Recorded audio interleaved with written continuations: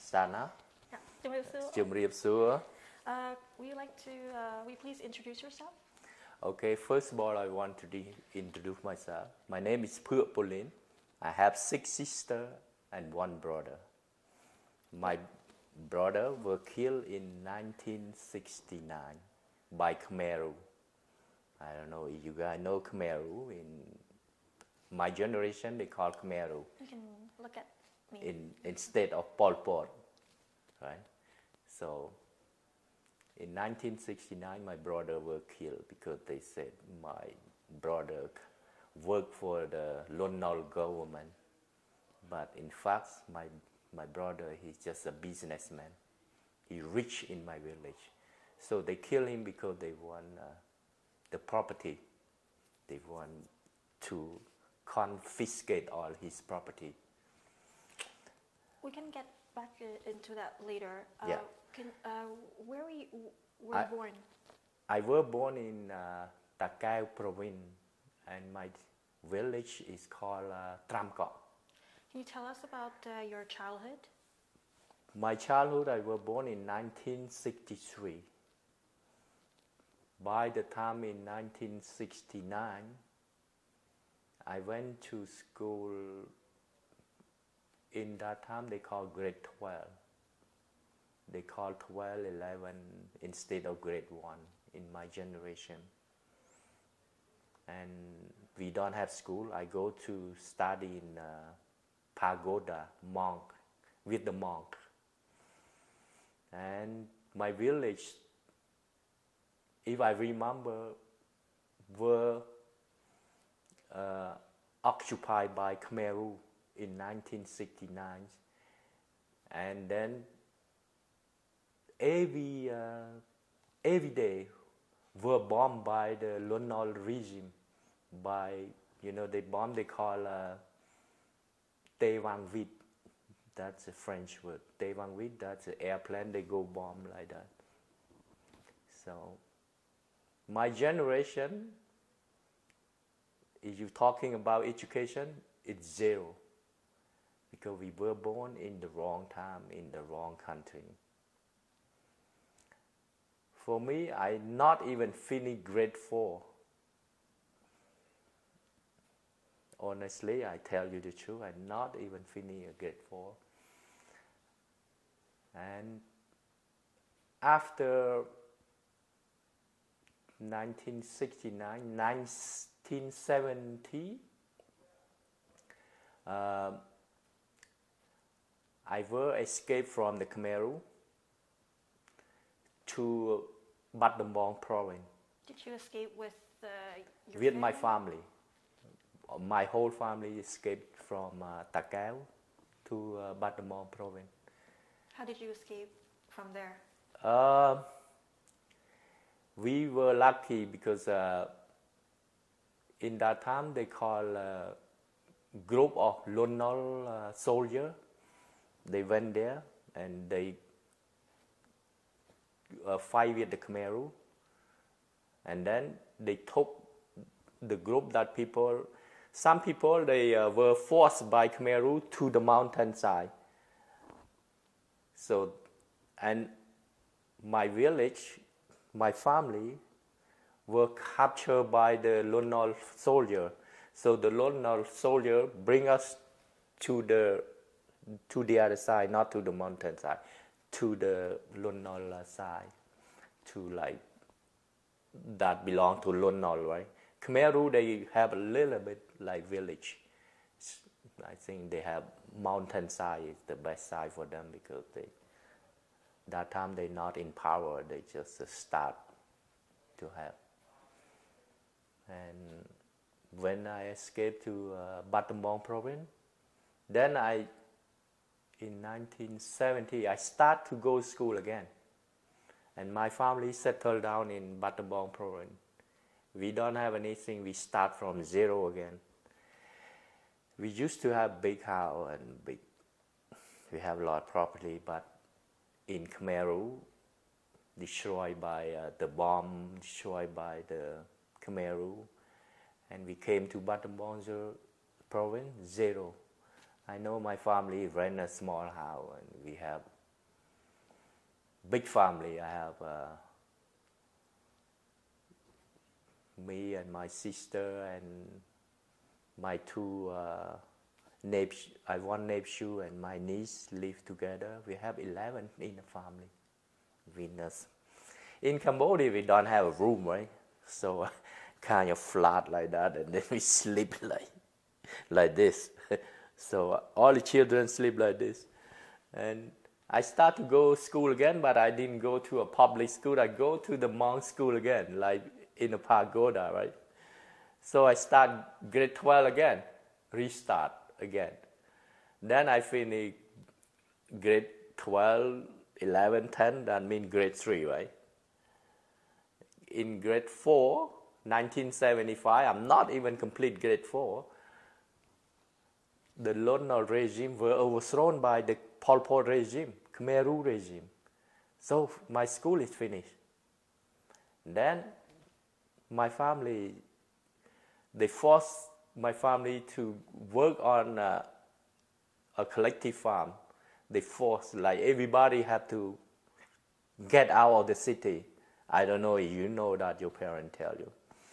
But everybody had to force, like, out of the city, go to live in the countryside.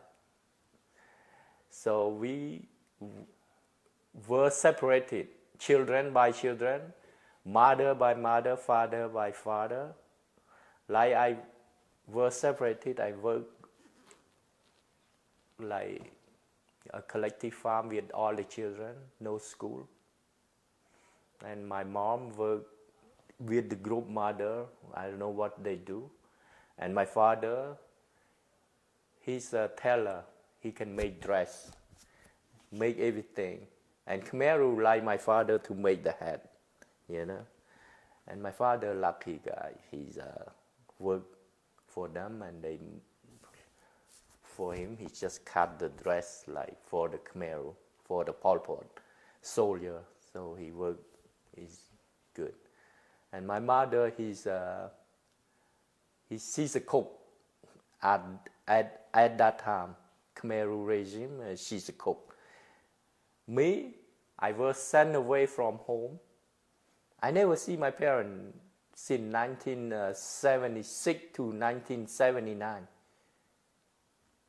because I was in a children group to work in a collective farm. We were not far away from home, but when you were that time, kind of far. But when I went back to Cambodia in 2000, in 2000 I went back to Cambodia, and then I see the place I used to work in the children, and to my parents, it's not far, around 20 kilometers.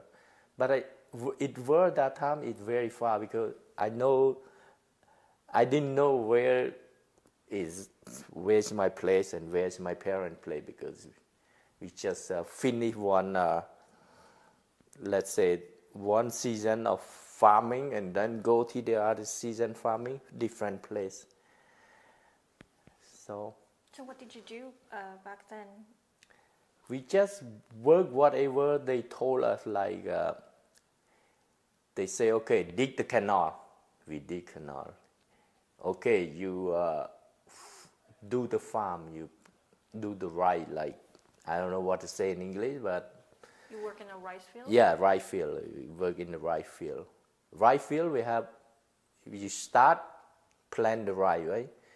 Until the rice is ready to cut, to collect all the rice, and then we work again there. And in between that time, we work like dig the canal or try to build a dye, in the rice field. And we don't have anything to eat at all. I know I'm very skinny, and every day I just thinking, okay, when is my turn to die? Because I saw all my friends die every day. And my skin, I think I feel like pale, right? You don't have anything to eat, and you malnutrition, and every day I stand on the big canal like that. They build like big high, and just thinking, okay, if I have one Coke or ice, you know, in our country, you have Coke or ice or something like that is good. And then I thinking, oh my God, when I gonna have something to eat, something to drink, you know? And just thinking like every day I go stealing food every day. If I don't steal, I die. I know stealing, if I got caught, they're gonna kill me. But I still go and steal food every day. Did you get in trouble by stealing food? Yes, I got caught. They beat me up. But I still stealing, I said. If you don't steal, you die.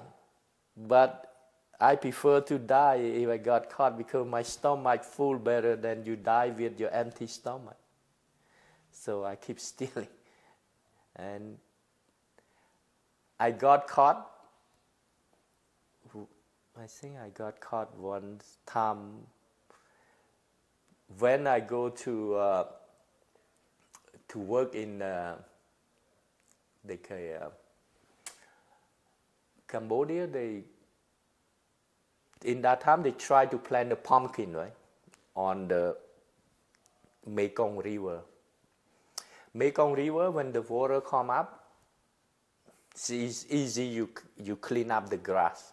So every morning I with the banana tree, and with the long night like that, I swim with the banana tree, and I cut the grass. And when the water flow, they bring all the grass go with the water. And when the summertime, the water gone, and they plant the pumpkin there. And that time, I think we went 12 people. And 12 people, and then I sleep like on the water every day. And every morning I had to go in the water to cut the grass. And then one time, we're not allowed to come home, but I got tricked by the old people. They say, okay, now we're allowed to go home. Okay, everybody go home. So they send most people to go to the Mekong River. They call Khmer Cham, because Khmer Cham is know how to do the canoe well, and water. They know the water well. And then it's only me don't know anything about water. But when I went with them, I know a lot. Swimming with banana tree cut every morning. And then I was tricked by them, and then I came home with them. And I remember we came home under the bridge in Batamong. They call Spien Dike. And then the people in the boat with me, they said, oh, I'm sorry to tell you now, because we're not allowed to go home, but I just tricked you to go home. And then, okay. When I got home, the leader of the village, they call leader, they call Protien Pum, Khmer. They come and get me to put in they said Gong Serai. That means you not obey the rule. So I'm in the group, obey the rule. At night, they have 2 pieces of wood. They make a hole like this and put your leg like this. Okay? So when you sleep, you put your leg in the hole like this. Okay? And then they put a piece of wood on the top like that, so you cannot go anywhere, right? So they put like you sleep there and you go where you sleep and you put your leg like that, and then they put another piece of wood like this, so they lock up you like that. Okay? But that time I was small, my leg I can pull through, right? And the old people, they have big feet and foot and that they cannot pull through. One night I said, I didn't ask them to go washroom because I just pull out and go washroom. I go pee, and then they call a gong chlop because the guard there, they try to keep us there. And they say, how you get out of that? Because I locked you already. I say, yeah, you locked me, but my leg is small. I can pull through and go pee. They say, okay. But were there a lot of people in the Yeah. prison? Like the whole house, I think around 20 people, right? Same thing. You put your leg, 2 legs like that, and they put the one on the top. It lock everybody's leg. If you want to go washroom, you have to go washroom, wake up the whole group because they have to leave up the one piece on the top. So when you say 20 people, are they just children or the adults? No, they are adult. Only me. You're the only Yeah, child. the small child. And then they say, okay, you don't have to sleep there because they make this for adult people, right? And that I make big mistake there.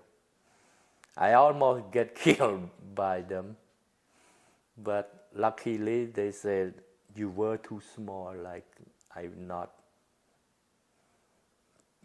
I'm very adult that time. I think I'm gone. I don't have a chance to sit here. But that time I were 1963, I think around 10 years old. And they say, okay, you're 10 years old, it's fine.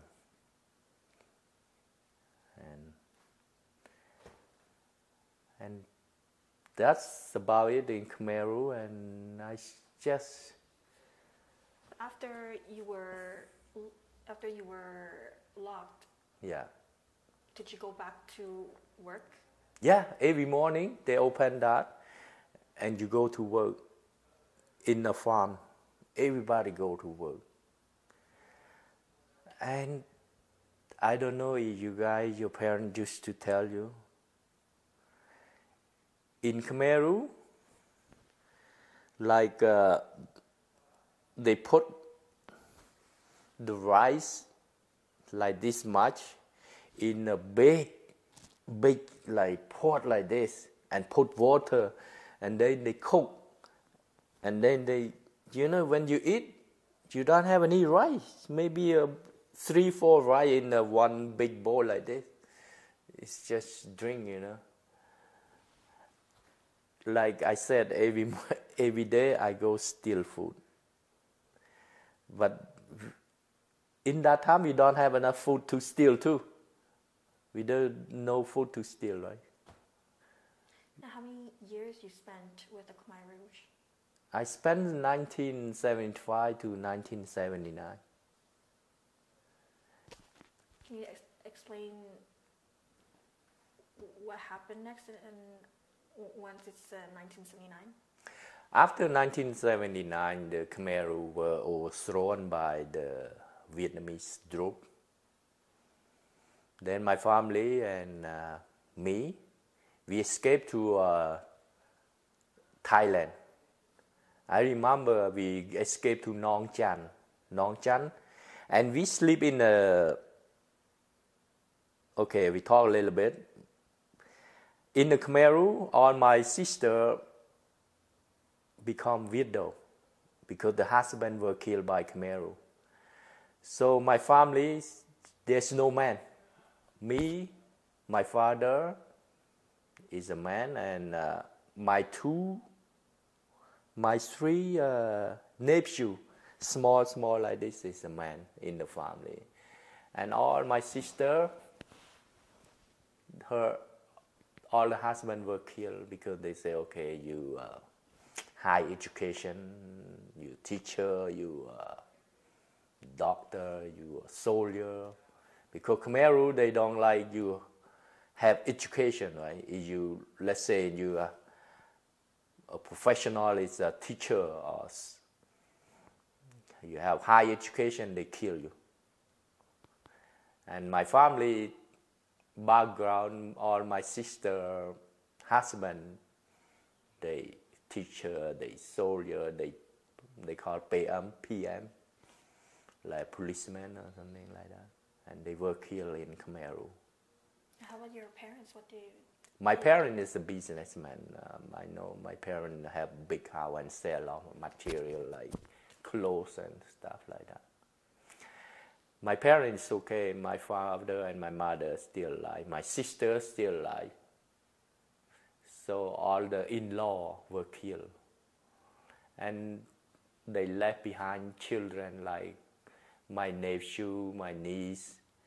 So I have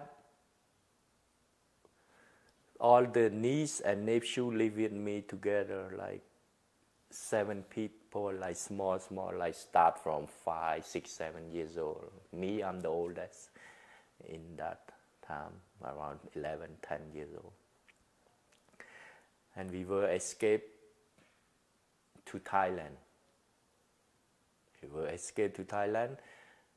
During the trip to Thailand, we were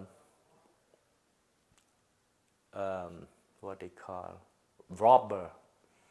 They come with the gun, and they said, okay, stand up, and they check, they rob you, right? They take the money, the gold, the diamond. So who stopped you? The robber, you know. Do you know where they come from?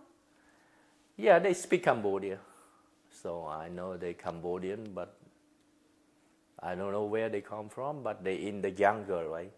Before we had to cross to Thailand, we have to cross by the jungle. We cannot go through by like on a bus or something, right? So we go across the jungle, and we were robbed by those people.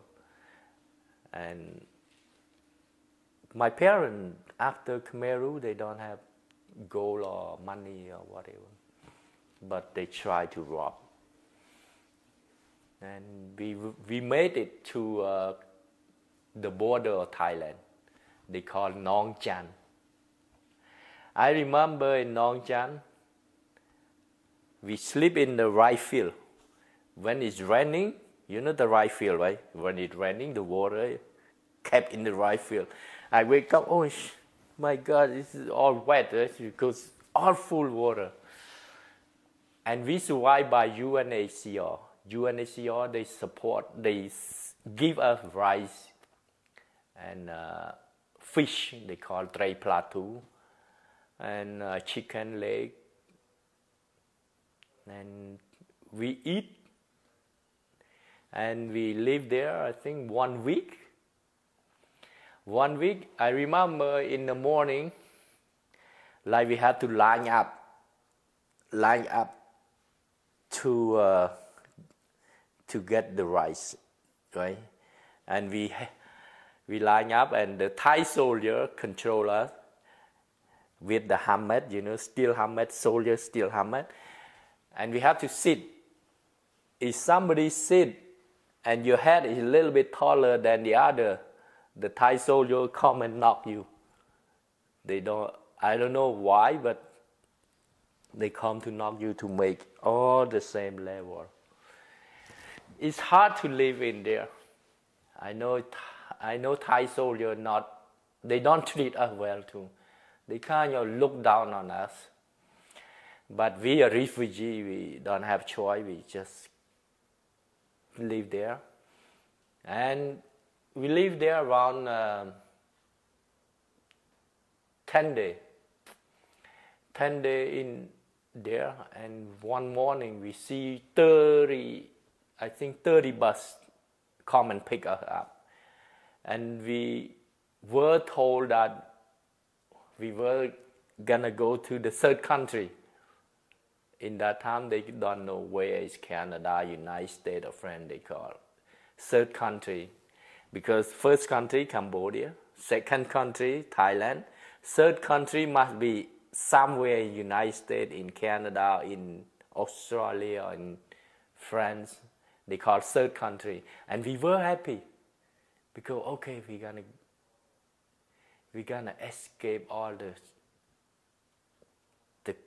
the thing that we don't like Khmer rule, like not enough food to eat, starvation. And then we were happy because they said, okay, you guys, pack up your stuff, go inside the bus. The bus is waiting for you. We're gonna bring you to another country, to the third country. And you guys gonna settle down. And my family, it's a Cambodian family. For me, for us, I think nobody know that how's Canada look like, how's United States look like. We just, okay, go to the third country. We happy, that's all. Well, let's get back to when you and your family arrived to the refugee camp. Yeah. Do you remember when did you arrive there? In 1979, same time. Can you describe what the camp like? It's not a refugee camp. It's not really a refugee camp. It's just like a group of Cambodian people come to the Nong Chan, and the UNHCR, they provide you food, rice. The main food is rice and fish. But that fish is, it's not that good. And we just survive with that. Can you describe how it looked like, that camp? It's not a camp like... So it's like a shelter? Yeah, like shelter, like people sleep in the farm. Sleep in the farm, and you try to make... you try to make some dye to block the water, right? Like my family, we don't... everybody just make a shelter, like to sleep, that's it. We sleep like this. And every morning you can imagine, I don't know, it kind of stink, you don't have properly toilet, right? Everybody go to, no toilet, nothing, and every morning you can smell. Everybody gets sick, because you don't have hygiene enough. No toilet, no toothbrush, no nothing. You have nothing, zero. How big is that shelter? I can't even imagine, my sister, they never stand straight. Because it's shelter, you just make it to sleep, not to stand tall. So when you go sleep, you go like this. But for me, it's okay, I'm still short. I can go walk through, right? But like my sister, tall that time, when she goes sleep, we just go like this and just, sleep. And we don't make big because we don't have enough material to make big. So we just make enough to sleep, we can sleep like this, like this, just make everybody in fit. Is it just you and your family to stay, or do you have to share with? No, anyone else? Like every family, they make their own because if your family have a lot of material, maybe you make better. But my family, just like I said, it's all my sister. No man. My father, he's a man, but he's old. So all lady and all kids, so we don't have enough energy to bring like big material or big people. We just make it something that, you know, keep the rent. But when it rain, that's poor. That's for us, we cannot sleep at all because for me, I know I sit down a lot, but when I was kid, I can sleep and sit this because it's too tired. It's just sit, sleep. That's all. Do you remember what type of material that you used? Kind of, you know, the plastic bag, right? You just you have a plastic bag and you cut it open and you just put like this, and you have a string, like you tie it, you just put on the ground, and you know, you two stick and then you just make it like that. You know, you put one piece of wood like that and you put like this, and everybody go sneak in there, sleep. And I know I sleep in the water a lot, but that time I was too young, I can sleep no problem. And my sister liked to sit down a lot. And we lived there around, stay there around 10 days. But just like I said, I have a lot of experience like bad, like worse life. Until now, I keep thinking I'm surviving. I don't know how I survive through now because I almost died. I don't even know how many times since 1970, 69. Like I was faced with the bomb by Lunar regime. I was, you know, helicopter, they shoot from the top, and my family run. And I just, sometimes I told my children, I say, I don't know how I survive to Canada right now because if I keep thinking like my path in the past, like when I went through. And then let's stop that and we go. They said they're gonna brought us 30 bus to the third country, right? But instead, the Thai government bring us to the Phnom Dong Rek mountain. Now they call Previ here. And they were thrown us from there. Instead of come to the third country. And I remember, I think we were 24 on the bus, 24 hours on a bus. From Nong Chan to Previ to where we were dumped like a garbage, you know. And because that time I remember all the soldiers, Thai soldiers or whatever they said.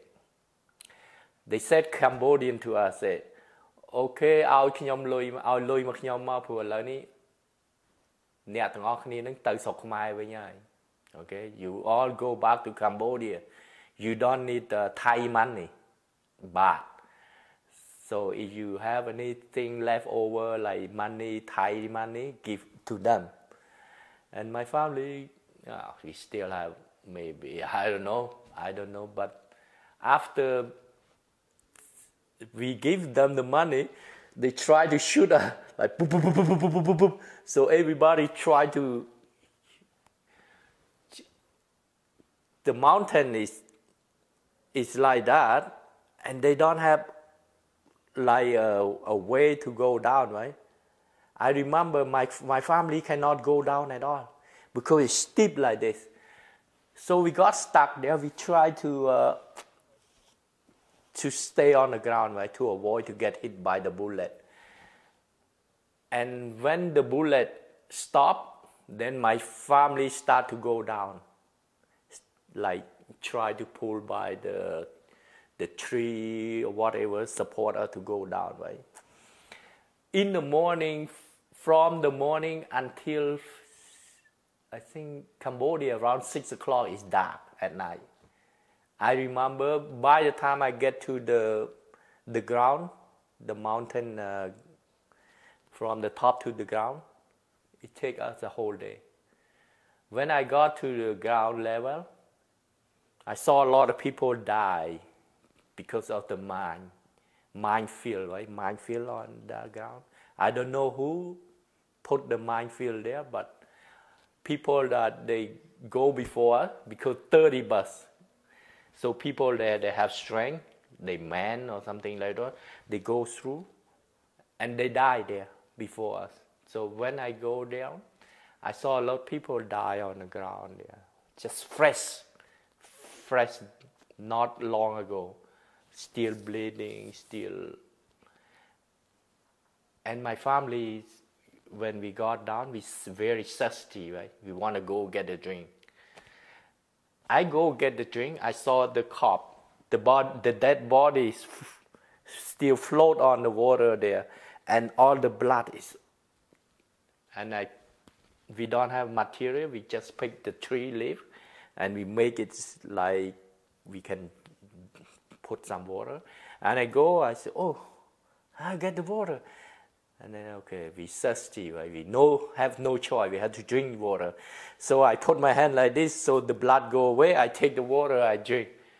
And my family, I bring the water to my family too. And we cannot walk,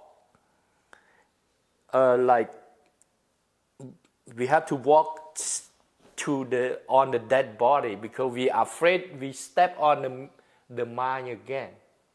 So, and at night, my family say, okay, guys, we have to sleep beside the dead body, because if we try to go far, we might step on the mine field again and maybe get killed. So that night, I remember I sleep with the dead people. My family sleep with the dead people there. And we have nothing to eat. We slept the whole night there. And in the morning when we wake up, then we saw more dead people, because when I get down there, it's dark. I don't see many dead people. I only see beside us. But in the morning, I look, oh my God, dead people like lay down a lot, because it's 30 bus. What do you imagine, 30 bus people? One bus at least fit 48 people. And 30 bus, I think majority die on that. And we lucky we survive, our family, because we have small kids and old people and women. We cannot go down like the other people. But just like I said, when we got down, people already died. So we just sleep with the dead people there. We cannot go like, okay, we're not scared no more, because we know that we're gonna die too, but just don't know when. So, but in the morning I saw dead people, and then I think by afternoon we saw two Vietnamese soldiers come and pick us up. We thank you, Vietnamese,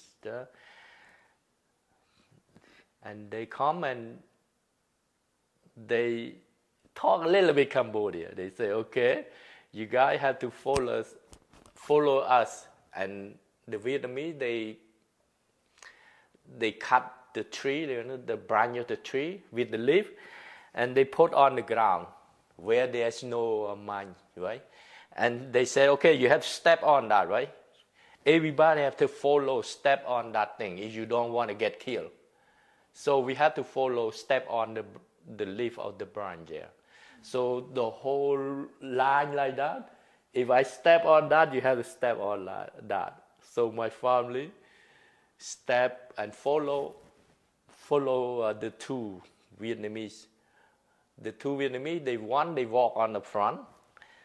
The other one, they walk on the back of us. I don't know how many people still survive, but we have a long line too. How far or how long is the line? That I don't know, because I'm afraid to do this. Maybe I fall to the I get killed. So I just keep go straight. Right? Everybody go straight like this, and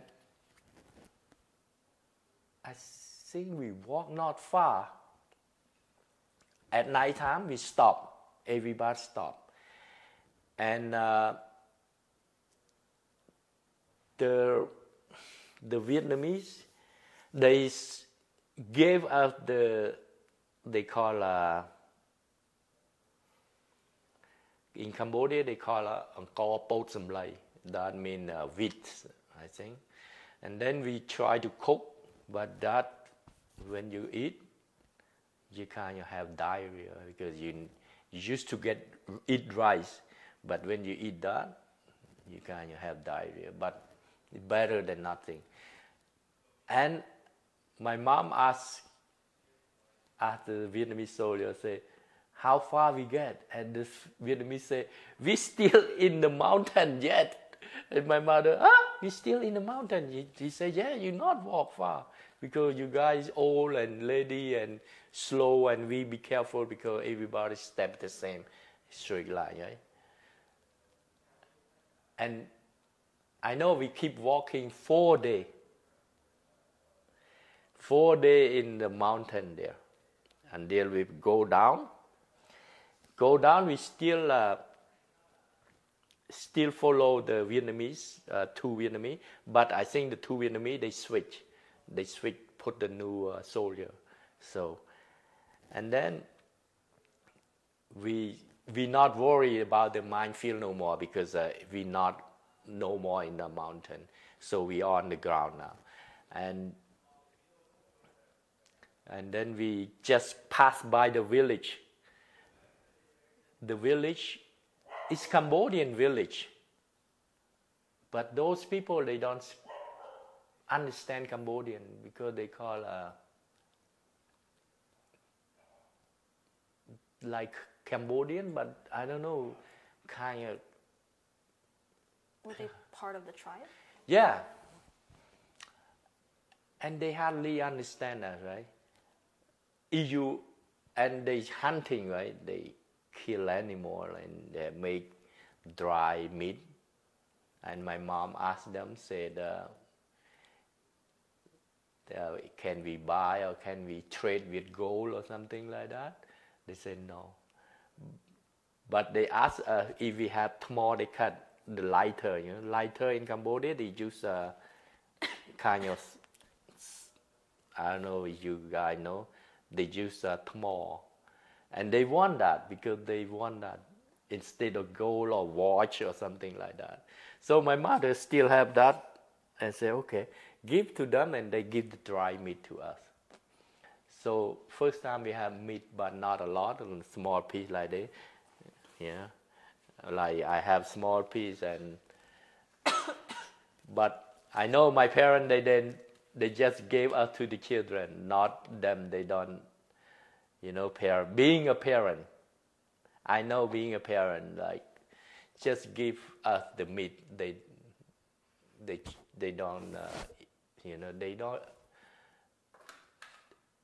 I know they want to eat too, but being a parent, you gave your children first, so I know how they feel. I know how they love us. When I have my own children, then I know how the parents are when I have my own children. Before, I never think that parents really love children. Really love children. But when I'm a parent, I know that parents love children very much. They sacrifice everything for children. And we have meat for us, like a little bit, like dry meat, maybe this. And we just like win a lottery, because we have meat first time. And we never have food. We eat, they call potato, but it's not, it's not potato. It's the Cambodia they call dom long ko, like big long, not sweet potato. They call them long ko. I don't know in English, but and we have that instead of rice. But that is good for very good. I like it. That time I love to eat that. And I think take us 1 month to get back to Battambang. But before we get to Battambang, I remember when I got to Siem Reap, Angkor Wat, we stopped at the bridge, I think in front of the Grand Hotel right now in Siem Reap, and we sit there, and my mother, my sister, I think, she still have some gold or something. They trade like some food, that time no money. You have to trade. You want something, you have gold, you trade with rice, you trade with anything like noodle or num banh chok or katia or whatever. No money to use, you trade with gold. So my mother trade a little bit with food for us to eat. I remember. And on the way back from, we not follow the Vietnamese no more after we get to the ground, pass to Siem Reap, that we on our own. If you have money, you have gold, you can pay somebody to bring you by a motorbike or something like that. But our family, we don't have enough money or enough gold. I remember we walk in the morning until evening. We go ask somebody's house to sleep and to cook a little bit food. I remember we got to Dom Dai, and then we go to ask the family to sleep. But my family is big, so we cannot go sleep in their house. We sleep with the in the country, they have cow, right? Cow every night, they have to make the fire because a lot of mosquitoes go by the cow, right? So I sleep beside the fire because we have big family and with the cow there. But we okay, we survive. And my family went through there until I think we take 1 month to get to Battambang. So once you get to Battambang,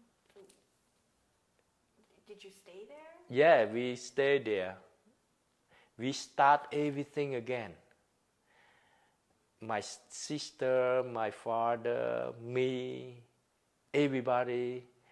We build a shelter again. I remember the shelter, very small. We put just one bed.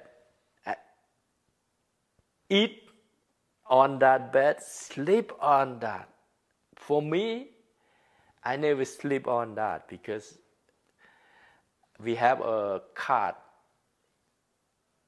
A cart like Cambodia, when you want water, you go to the river, right? So that cart, we put the big container on that cart, and we go collect the water from the river, Battambang River, and bring it to home. So at night, I remove the container, I sleep on that cart with my nephew.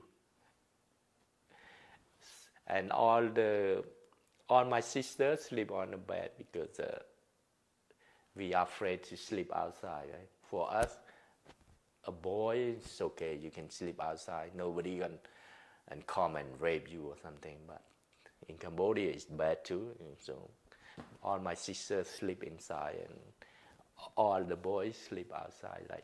Don't have enough space. I remember I think I have a malaria. My skin very yellow. And my mother go to the palm tree. You know, the palm tree, they have what they callទឹកត្នោត, right? I don't know, it's a palm tree with ទឹកត្នោត, and she make a medicine with the steel, and they put I don't know what kind of medicine, but it's hard to drink.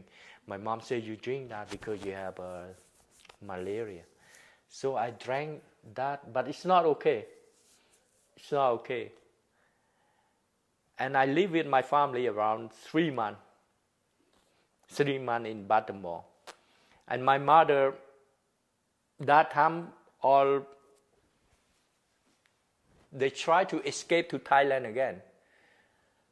And my mother said no, she afraid, right? Because she have experience, bad experience. They damn us in Phnom Penh, right? She doesn't want to go back again.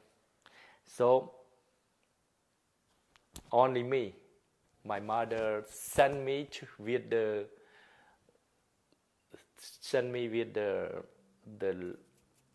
I think a relative, my relative. They try to escape again, and my mother say, okay, can you bring my son with you?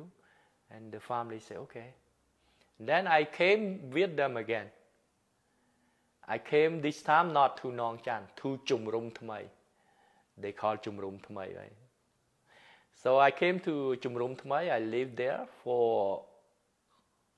in a shelter again, but this time I'm by myself. My family, all of them live in Cambodia, in Battambang, Cambodia. They so afraid to come back again, to escape again. Why did you decide to go by yourself? That's the good question.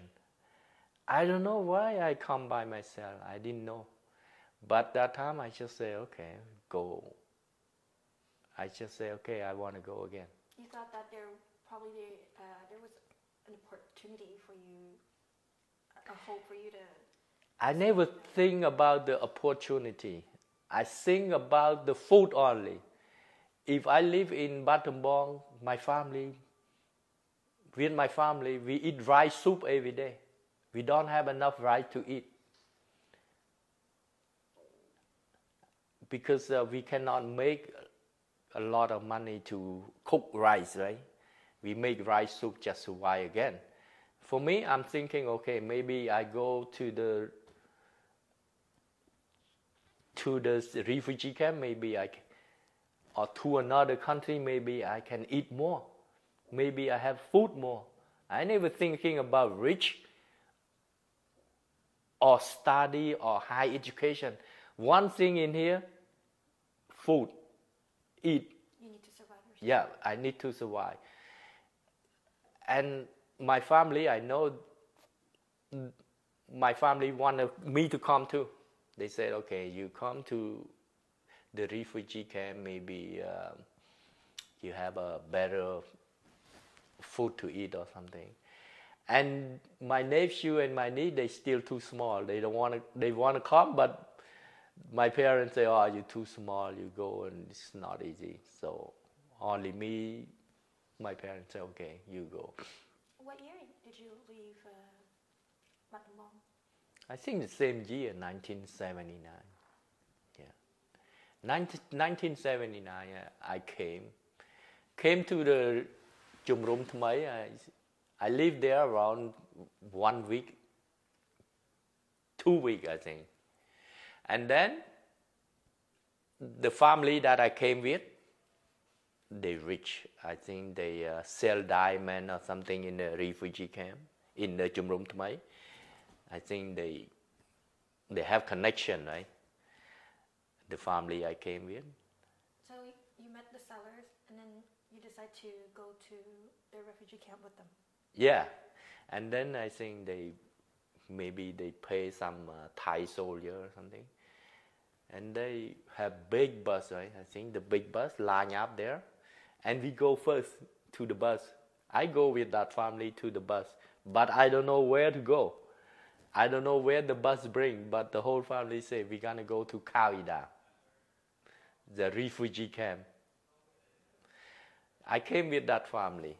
Now they live in Australia. I went there in 2016. I see them. They're very happy. They saw me, and I came with them to the refugee camp in Coeurs. I came.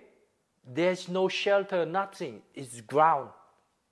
But that time, the UNHCR there, the worker, they give us water container, they give us rice, they give us some material, build a shelter by ourselves. They give us bamboo to build a shelter. So everybody, like they call section 1, section 2, section 3. So we have 3 sections, but it's 0 ground, but divide by 3. So I live with that family when we build a shelter. And that family, after I live with them for around 2 weeks, they said to me, they heard that there is an orphanage center. They asked me if I want to go live in the orphanage center because I don't have parents, right? And then I said, okay. Then they asked the orphanage center and took me from the family. I go to live in the orphanage center with a whole bunch of group of children. I live there. I stay there, and they put me in a orphanage center, section 3. I remember they call Sankat Bay. Before that time they have a tent, like a soldier tent, right? Because they don't build a shelter or something. They just have like a soldier tent, and we live in there with with a proper bed, like a hospital bed, like small, like this, that you can bend, In the morning they bend like this. At night they stretch for us to sleep. And they give us good food. They support us, give food. I remember every morning they come have an injection for me. I don't know, they said I have malaria or something. Like every morning the doctor bring me to have an injection. I think they treat me around 1 month. And then I start to have my skin regularly, not yellow no more. And they said, okay, you guys gonna go to United States. They said to us, they take a picture. Yeah. And Cambodia, in the refugee camp, they have a Cambodian leader.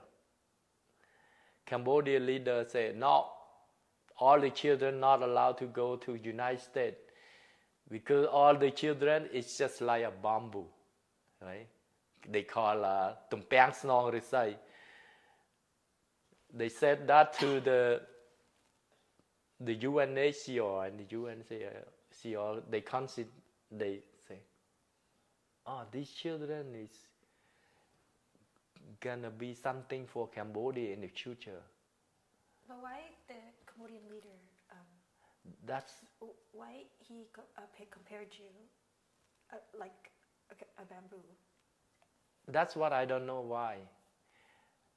And that program they stopped. They stopped after the leader Cambodia say these children is when in the future they can represent Cambodia. Maybe they can become a teacher or something, high education, and they go back to Cambodia to build the country. And United Nations, they stopped Because they heard that, they stopped to, and then they told us, say, okay, we want to bring you to United States, all of you, because that time we don't have big group of orphanage. I think we a group of 100 people, 100 children, and every day we learn English. I still remember every morning they have through 4 or 5 American people. I don't know, they are American, but they speak English. They come and teach us row a boat, a song, and they teach us English. And they said to us, say, you guys in the future are gonna live in the United States. I don't know. For me, I'm not too surprised. I don't know what is the United States. I said, okay, go to the third country. But in the refugee camp, they treat us very well. They give us beef in a big can like this. You open, they have beef, stew beef inside. Like breakfast, they have breakfast milk, chocolate milk, cereal. Lunch, they have like beef, chicken. Dinner, they have chicken, beef, rice, and supper, they give out drink like milk, chocolate milk. Oh my God, I said, okay, we like, it's just heaven, paradise for us, food, you know. How many times a day you get to eat those kind of food? 4 times a day. Every night, somebody come and put a blanket on us too. Like we sleep, I remember like every night, it's hot, right? And somebody come and throw cover you with blanket. They take very good care of us. I still remember now. I like to say thank you like to them, even not in front of them, but right now I still remember. They treat us very well. I love to say thank you. And without them, maybe I'm not survived too, because every morning I have injection, like I have malaria, And after the program finished, and then they say, okay, they took my group, like in section 3, to another refugee camp. They call Srakao 2. They call Srakao 2 in Thailand. So I came to live in another refugee camp. They call Srakao 2 in 1980. In 1980, I lived there, but that time we live in a quad. They call quad, like they build like one house is face on another house, and the other house face like this, like that. So they call quad. And I live there. This time I have a sponsor. I still remember my sponsor right now. They live in Iowa. I came to meet him when I arrived in Canada. They bought the airplane ticket to meet him.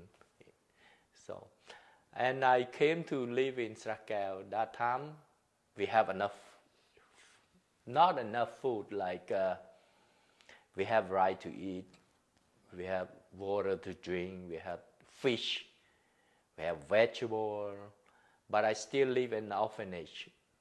I live with the orphanage, live with the group of children, and I think in November 1980, they said, okay, my name have been chosen to go to United States.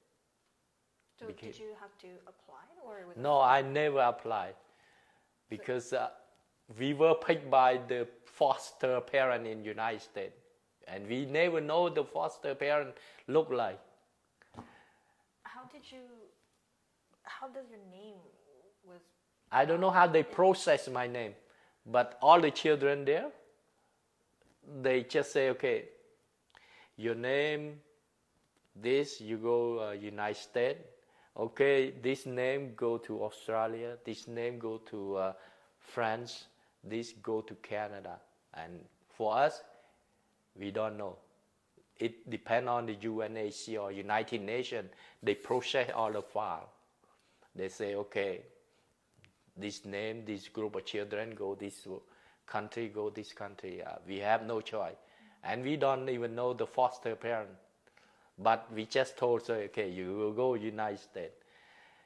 I think in November 1980, I were brought from refugee camp, Strakau refugee camp, to another camp, Chonburi camp. Because Chonburi camp is a camp, they said, it's a camp like you stay there. After there, you go to a third country, to the United States, to Canada, to Australia. So I came there. When I arrived in Chonburi camp, I was 16 years old. I suppose I 16. 16 under you orphanage. But when I got to Chonburi, it's in November. It takes too long to process my file to go United States. So in 1981, they said I'm not belong to the orphanage no more because my age is 17 years old. I have to go to the minor group. So I'm not belong to the orphanage. So even my foster parent want me to go to the United States, but the rule said they only allow the orphanage, the children under 17 go to the foster parent, live with the foster parent. So for me, finish. I have to go live in a minor group. So I don't have another country to go. I just in the middle of the air right now. But I don't care. I'm okay. Because I just have food enough to eat in the refugee camp. I'm happy there. And I learn English so fast because in the refugee camp, I learn very fast English. So I work with they call track one, that means orientation. They teach all the people that come to United States, come to Canada, come like they going to another country, right? But they have to learn how to use the toilet in the airplane, how to buy food, how to buy medicine in United States. So before they go to United States, they have to go across that course first. So I work in that group. Rivo, I think he worked there too. So I'm a translator. I work there. I learned English even more. I learned how to use toilet in airplane. I learned how to buy food, like if you buy coin in this country, they call ear or something like that. And you use pound to buy like pork, like beef. So they teach all the people that go to United States or whatever, they have to go through that program maybe 3 months before they head to United States or Canada. So I work with there. And then one time I work there, and then I have spare time. I work with the UNHCR. Like the head UNHCR in a refugee camp. They give me one bicycle. I know a bicycle in a refugee camp, you super like. So I can cross, I have a special pass. I can cross Chonburi camp to another side.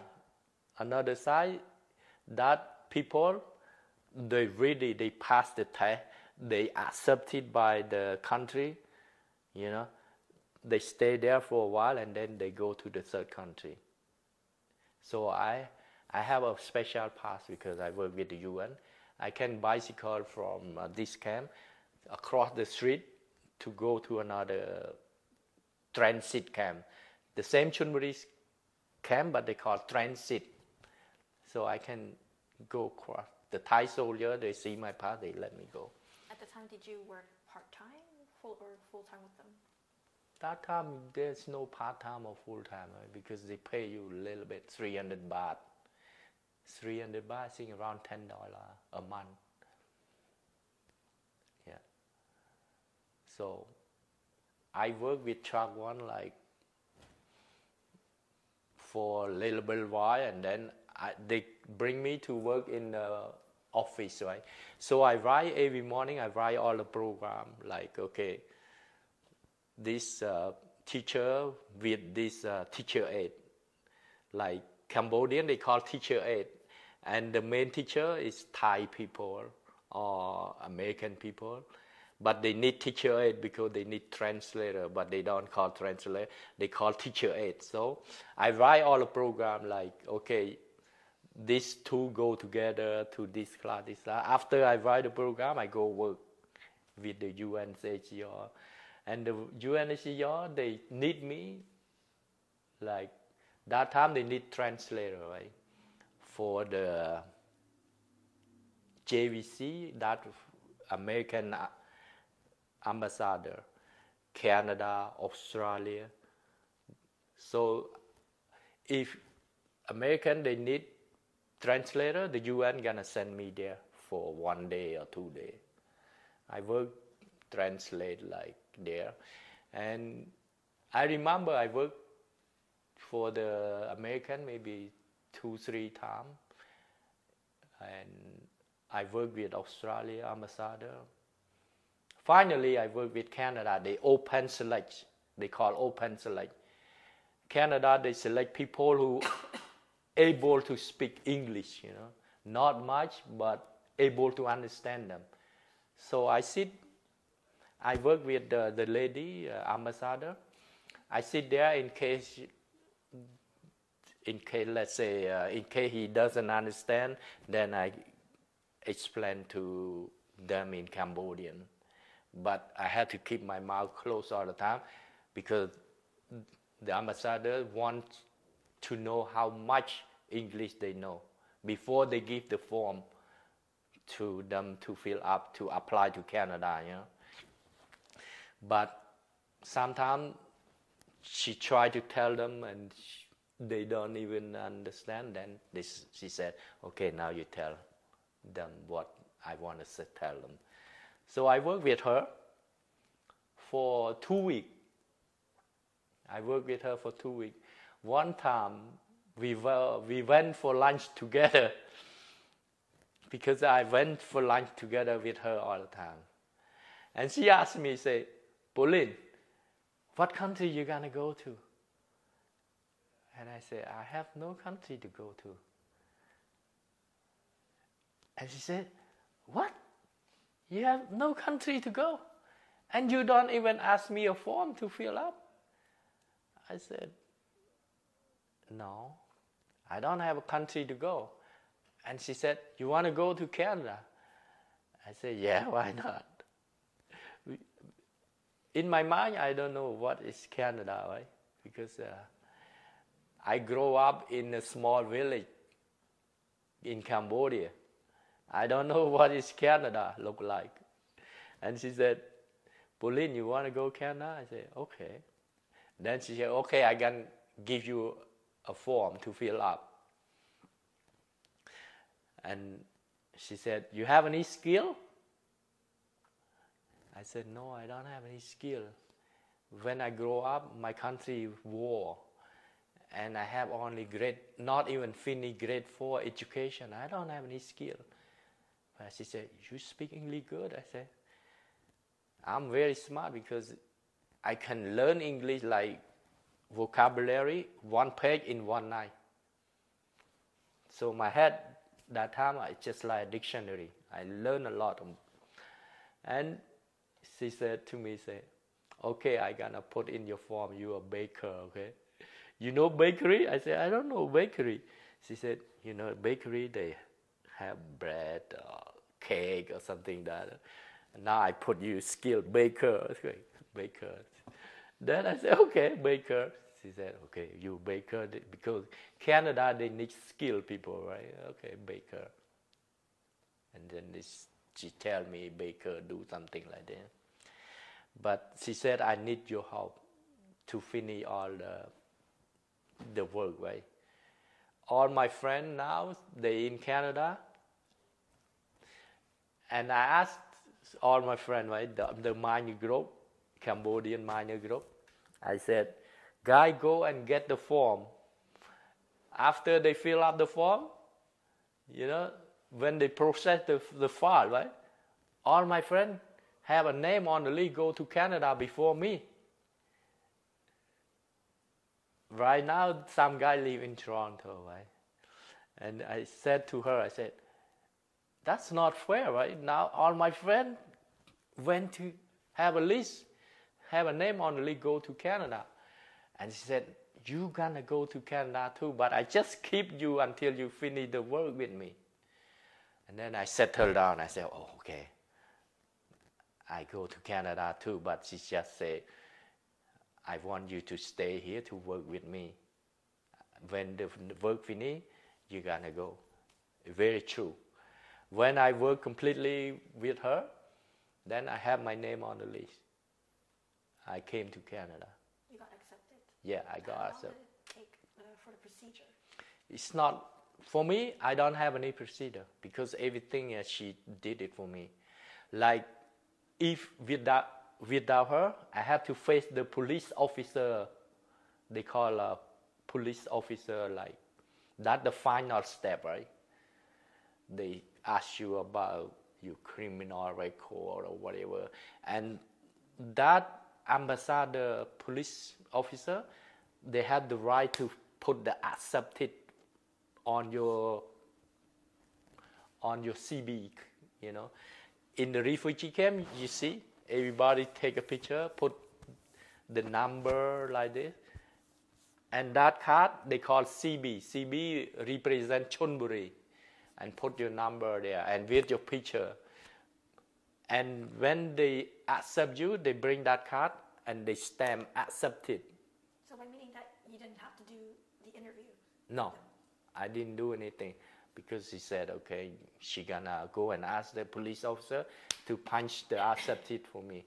So I didn't do that. I passed through with that. And if you were rejected, they're gonna put reject on your CB card, so you cannot go to another country. So I see my CB, I say, okay, accept it, but I just wait until I completely work with her, like finish, like, okay. Then she showed me all the film. That time I remember maybe Alberta, they have the wheat field. And they show me Toronto city. She showed me, say, what this is Canada look like. Right? I'm lucky because I work with her and she's so nice. And she said, I show you the film, which city you want to go. I saw Toronto, I see, oh, a lot of Asian people and stuff. I said, I want to go there. I don't know what is Toronto look like. She said, oh, you want to go there? She said, yeah.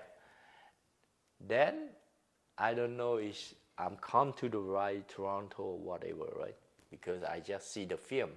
I say, I want to go there. And she said, yes. All my friends go to Saskatchewan, Saskatoon, you know, the country side. For me, I came to Toronto. But when I arrived in 1983, I think 1983, April 24, I remember. How did you feel when you got on the plane? Very cold, very nervous, just like a monkey in the city, you know, compared to me, like a monkey in the city. Oh, I tell you once, it's so funny right now, I still remember. When I got on the airplane, right? I know because I'm a translator. I know how to use toilet. I know how to lock the door, the airplane, right? You go washroom or something like that. But it's just in a book. It's not like real. When I got to the airplane, I go to the washroom, right? I open the door. I see my reflection on the mirror. And then I say, okay, I'm sorry. I go stand outside because I didn't, like, I quick look, I saw somebody, right? But the reality is my reflection. I open the door, I say, oh, I'm sorry, I lock the door. And then I stand for 10 minutes, I open again. How come these people stay too long? I open, I saw myself again, I said, I'm sorry. And then I come again. I stand, and then okay, this time I go slow. Oh my God, it's me. I still remember, I laugh hard until now. I told my friend say, oh, you look like a monkey. You don't know that's your reflection? I say, I didn't know. Right now, I told my children, oh, Papa, you. I said, no, first time I'm on the airplane, and it's big airplane. Big one. I remember in the airport, Bangkok airport, the Thai, they don't treat us well too. Even I pay the ticket. The ticket, I pay $830 to the government. Before I thought it free, but when I have my job, they send me to pay them back $830 one way to Canada. But that time I feel sad because the Thai, they put us like, when we came to Canada, we have one bag they call ICM. So we have all the documents, like my file, my name, my visa, everything in one bag, right? And the Thai soldier don't let us sit like everybody buy the ticket, right? Everybody buy the ticket, they sit like that. But we sit on the floor, we sit on the floor like, right now I feel that, what? I pay the ticket full price, I sit on the floor, they treat us like second citizen or something. They don't treat us right there. I feel like, right now I feel deep pain inside, like I said, what? I pay $830, not free. And they just let us sit on the floor, and they let us no choice to choose where you're supposed to sit, right? Like we went before every passenger on the plane. We went to the back. I remember to the back, and all of us at the back end. But that time we didn't know anything. We just, okay, go. Doesn't matter. When you were about to leave to Canada, did you let your family know about No, I didn't let my family know because I don't have any connection at all in Cambodia. But in 1980, I think I connect with them in 1989. Yeah, I send them letter and stuff. They know me in 1989 and 1890. But on the airplane, it's so funny. Like, you don't know, like they say, what you want to eat, right? Like, the flight attendant come and ask you what you want to eat, and you don't know what to tell them, right? You just look around you and point. So earlier you were talking your experience, your funny experience with while you were on a plane, with your reflection in the mirror. Yeah. So when the flight attendant came and asked, say, what you want? And then I never know what I want. I look around and then I just point and say, I want that. And then the flight attendant, okay, you want that? Yeah. And say, any soft drink? I don't know what. Even you learn English, but when they say soft drink, you don't know what is soft drink, right? But now you know it's Coke or Pepsi or 7-Up or something like that. And then I just point, I want that, and that, right? So they just gave the thing that I point. And everybody in the airplane, they eat, right? Not for me. I finish everything, like the food on the tray. you finish everything. Like even you ask more bun of bread, like small like this, you ask more. What did you think about the food the first time you taste the food from the plane? Me, I taste good. I don't like some people they can't eat, right? They say they couldn't eat because of Western food. For me, I ate. But when I arrived in Canada, I remember about the food. I don't know how to eat cheese that time. You did not know what cheese would look like. Yeah, you don't know. Like. Don't taste. I don't like. And when I arrived on 1983, April 24, I arrived in Maribel Airport. That time they still open in Montreal, right? Yeah. Which month in 1983? 83, April 24, I think. I arrived, and then at night, from Bangkok, I remember to France, and from there to Montreal Airport, Maribel. What was your first impression when you first landed in Maribel? The first impression, I said, oh my God, this country have a lot of, Khmer call, in Cambodia we cook with the wood, right? So wood, dead wood. And in April, all Canada leaf, the tree no leaf. I thought that all dead wood. So we have a lot of dead wood to cook the food. I say, okay, my God, in this country we have a lot of wood to cook food. I didn't know that after they grow the leaf, I thought Canada have a lot of dead wood, so we have a lot of ox to cook food, And then everybody in April 24, they okay, right? They feel warmer. For me, when I get out of the airplane, it's cold because they give me only sneaker. I remember before I left the refugee camp, they give me the sneaker, red color, the same thing like this, like bata, but red, dark brown color. That's it, and t-shirt. And I have a short. So you don't have any coat to wear? No, nothing coat. I have t-shirt and short and that bata, brown color. When I got out of the airport, right? In the airport it's fine, but when you cross the airport to the hotel, that cuts. Oh my God, this country is too cold, right? So I went inside the hotel, and then that time one hotel we have two people. I have another Cambodian that came with me.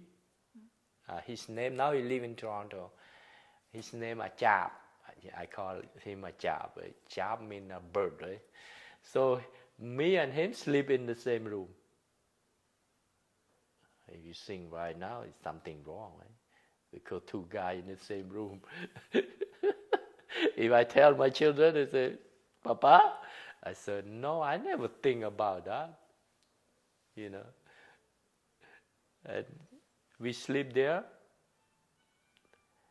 All the time I go to touch, like electricity, right? Static.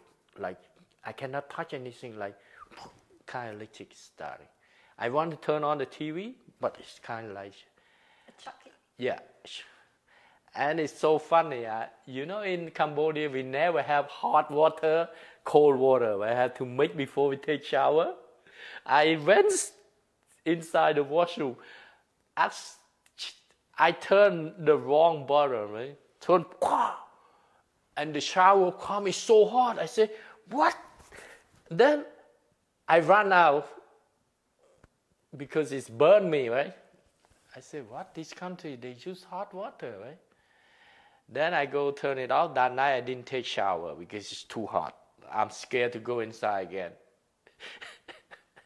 Right now I think about it, I say, okay, my God, I'm a monkey. So it turned, boom, oh my God, it's burning me. I run out. Then I go back and turn it off, right? and I want to watch TV. I turn and it shocked me. I said, okay, stop. That night I didn't do anything, just sleep and no shower, nothing, because I'm afraid. You're afraid to touch it. Everything, like the water inside the washroom, everything. I talk back a little bit in the airplane, right? I go washroom, I'm afraid to flush the toilet. I'm afraid when I flush the toilet, it goes down with me too. The whole thing goes, you know. And it's so, sometimes you're afraid, you're afraid to touch something wrong in the aeroplane. The whole aeroplane gonna be like, destroyed by you. So you don't want anybody to die because of you.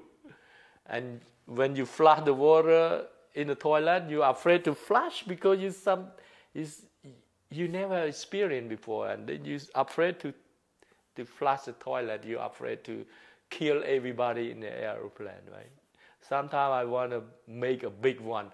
I don't want to make a big one because I don't want to flush toilet. I hold it until I got to the airport, when I transit at France. So I go to do the big one. Because in the airplane, I'm afraid to touch. The whole thing get killed by me, so I'm afraid. I got to hold it. It's so funny. Right now, I'm thinking, oh my God. And okay, we're going to go back to the hotel. Me and him, the same thing. We don't do anything. We just sleep. In the morning, we go to have breakfast, right, before we fly to Toronto. Not breakfast, I think maybe lunch or something like that. And then in this country, we have, like they come like entree, and then the main course come, right? We know nothing. I just came from Cambodia, from the refugee camp, zero for experience, right? So when they put the entree, they put bread, right? The bun like this, round like this. Okay. Then I eat that full, right?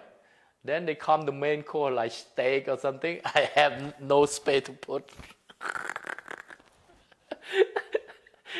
Because I ate already. I didn't know that they bring us later, right? The main course, they come with beef steak or something like that. By the time they brought to me, I finished. So I don't have enough space because I eat all the bread like the bun. So I don't have enough space. And when after we went on the plane, and we arrived in Toronto. We arrived in Toronto. The Cambodian guy, his brother sponsored him. So his brothers pick up him at the airport. Then we separate. Then I come to stay with another 5 people. But this time it's not a Cambodian, it's a Vietnamese group, 5 Vietnamese. And luckily in that group they have one Khmer crown that speak Cambodian, Vietnamese and Cambodian. So we live. They rent us a Sherborne hotel. I remember, I know Sherborne hotel. Right now I still go show my family. Say this is my first hotel in Canada. They call Sherborne Hotel on Sherborne Street, around Jarvis and Sherborne or something. So I stay there in that hotel, 6 people, 6 in one room. And we get used to sleep, different time, right? Daytime in Canada, we slept. Nighttime, we wake up. So we not get used to sleep at nighttime here and daytime walk, Daytime in Canada, we sleep. And nighttime, we wake up, watch TV. So the cleaner at the hotel never have a chance to clean the room. they just bring us the towel, switch the towel only. And that time I remember they call the manpower. The manpower, Mr. Wu gave us $20 each a week in the hotel, so we can buy food, right? And in front of the hotel we have Loblaw, small Loblaw store. For me, I don't know what to cook. For everybody, don't know what to cook, right? And we want to eat right. But that time we don't know where is Chinatown in Toronto. We just have Loblaw in the front. We go and cross the street, buy Uncle Sam rice. And Uncle Sam rice is not like Asian rice. Right? Oh my God, so, you know. In a small pack, or you have to buy like a large pack? It's a small like this, yeah. But we eat, it's not the same taste as, Asian rice. It's so like, not so soft, not tender, right? Not really sticky, separate, right? And for me, I buy eggs, like in one box they have 12. I bought 12 eggs and coffee, coffee, and coffee, I never drink coffee before. So in the hotel they have a refrigerator, right? And they have the freezer. I put the water in the big bowl like this and make ice, right? And I make coffee, not here, you drink 1 cup of coffee, right? I make a big bowl like this, put sugar a lot, put milk a lot, and you take the ice, you put in the tower, you break the ice, you make iced coffee. I remember I drink coffee like this, big, like you never drink coffee, you never have coffee, like, oh my God, so good. You drink like every day, but you still sleep good, You never like, some people, you drink a lot of coffee, and you cannot sleep, right? For me, I drink like this 3 times, 4 times a day, iced coffee, like you never have before. For the money that you spent on groceries and other things, do you spend from your own pocket? Yeah, $20 they gave us. But that time, $20, you can buy a lot of stuff. Like this, $20 1 week, I think it's too much. I buy a lot of food. Yeah, a lot of food, $20 that time. So I stay with the group of Vietnamese group there.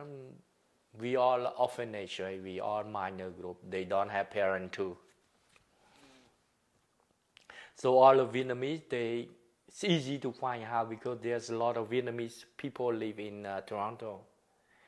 And they come and they took them to live with them, share the room or whatever. Cambodian in Toronto, I think not too many in 1983. Maybe a few family. It's hardly to find Cambodian family in Toronto, 1983. Did you get to meet them? Meet the new Cambodians around? Yeah, one time I meet, I call her Bong Chong. It's a lady.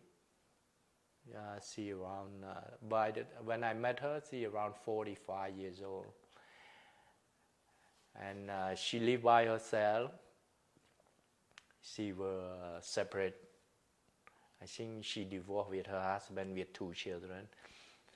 And the manpower, I don't know how they contact with her, right? And then the manpower say, okay, now I find a house, but you share with the Cambodian lady. I say, okay, fine. Then Bong Chong, the sister, she come and get me from hotel, and then I go to stay with her.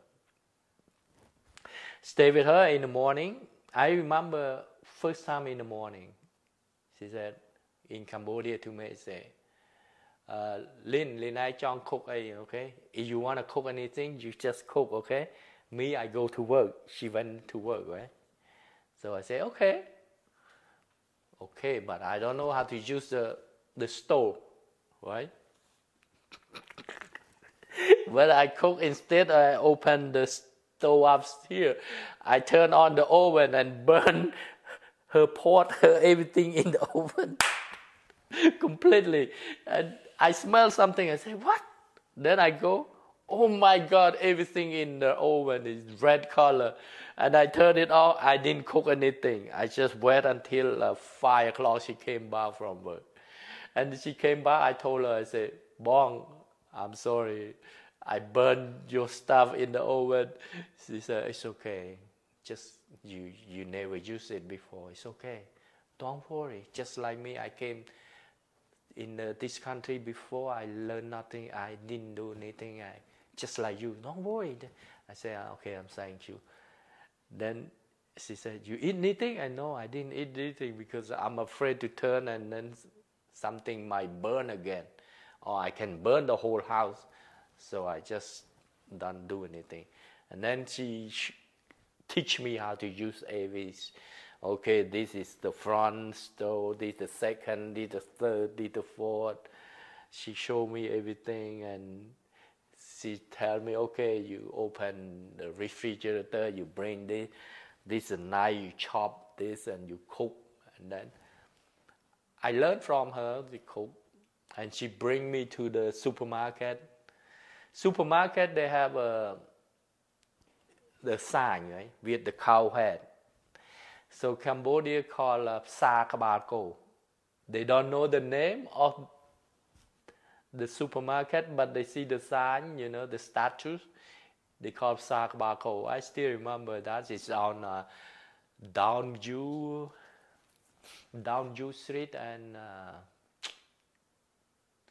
I forgot the intersection there, but I still remember you on Dundas Street and go to go west side, and then it's on the corner there. And she brought me to the supermarket, and then we go inside. Oh my God, they have everything: the grape, the watermelon, the orange, the beef, the pork. Oh, everything. I say, oh my God, that's it. My life completely. I never, in that time, here, I never want to be rich. I just want to have food enough to eat 3 times a day. I'm completely happy. I never say, okay, I want to buy a house. I want to buy a new car. No. New clothes, no. I just want to have food. Okay, I'm fine. Then the manpower say, okay, you have to go to learn English. They call ESL. English is a second language. They say, okay, you have to go there for 6 months. So I go to George Brown College. I remember now George Brown College is on Butter Street. I go to study there for 6 months. When I went there, I'm so happy because I met a lot of Cambodian family. They have family, they married, they have children and some stuff like that. I'm very, very happy. Was so happy to meet them, and they asked me to go to their home and they cook food, you know. Like we never eat salami chu sako long time, like beef, you know, shower beef. So at the time it feels like you're trying the Cambodian food once again. Like Yeah. Because long time we never have food like that. Oh, salami chu sako, very tasteful. So yummy, I like it. And every weekend, you know, I appreciate Cambodian family in that time. Even we have a few Cambodian family in Toronto, but we just like one family, you know. Just like one family. They always ask me, Pauline, okay, this Saturday go to my house, okay, we cook it together.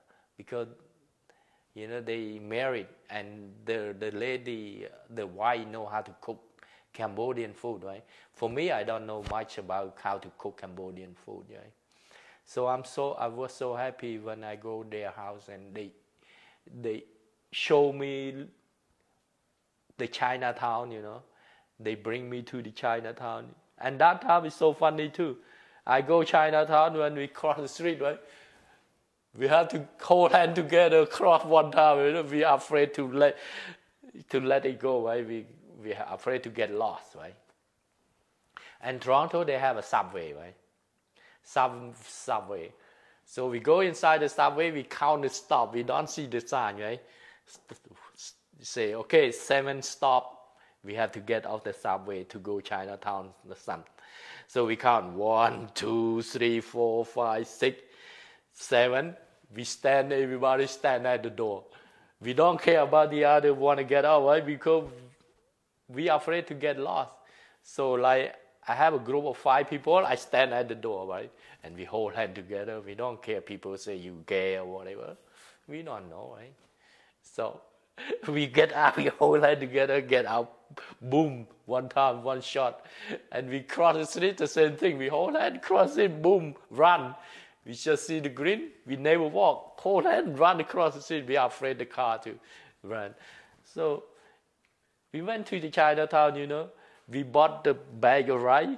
We just do like Cambodian style, put on the shoulder, like they carry on to the streetcar. You know, Toronto, they have streetcar, right? So we go on the streetcar and and we count the stop again. How many stop before we get to the house? 1, 2, 3, 4, 5, boom, get out and carry the rice like this. That time is, you spend 1 week $20. That's a lot of money. What was the most difficult moment that you experienced in your first year? First experience, most difficult. Just like I said, every day is a new experience. Like, we never live in this country before, so everything is new. Like, one time I go to eat at McDonald's, right? And in our country, if we go to eat Coeurs tiêu, they call a noodle store, right? We just say, okay, Coeurs tiêu một chan. I go to McDonald's, I just say, okay, 1 McDonald's. I don't say 1 Big Mac because I thought it's like Cambodia. We go eat, just say 1 McDonald's. And people look at me, huh? What you want? 1 McDonald's. I say, no, you have to order like this. And I don't know too. I just look at the people on the other line. I say, okay, I want that too. And the drink, I just point, right? I didn't know inside is a milkshake that time. I just point. They brought me the milkshake. That time, milkshake to me, kind of not in my taste, you know. But since I don't know what inside, just point, they give me. Was it a language barrier that you find it difficult, or was it getting used to? No, language is not a problem for me. The problem is that everything here is not the same in Cambodia. Like the toilet, like the food, like the store. And like I went to Eaton Center in Toronto, right? Dundas and Giang.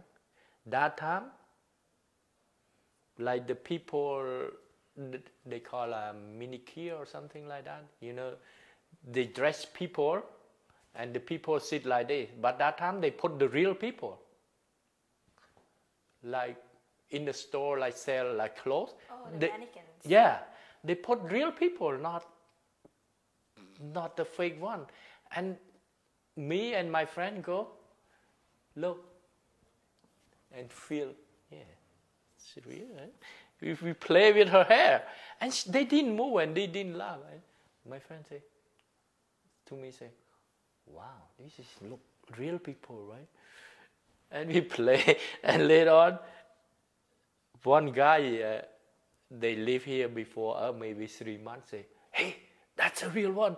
And we so afraid. We went out of the store and we laughed. Say, oh my God, I didn't know that's a real people, right? That time the Dominican, they put the real people.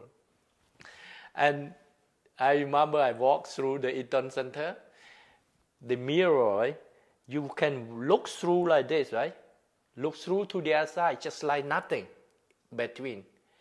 And me, my friend, talk. We didn't look carefully, right? We bumped to the mirror, boom. Oh, this is mirror. I thought it's nothing between, right? And it's so funny, like on Yang Street, they have a movie theater, right? They play 5 movies on $3.50. 5 movies, $3.50. Me, my friend, go see movie, 5 movies, $3.50. You know what? I watch from 10 o'clock to 3 a.m. in the morning.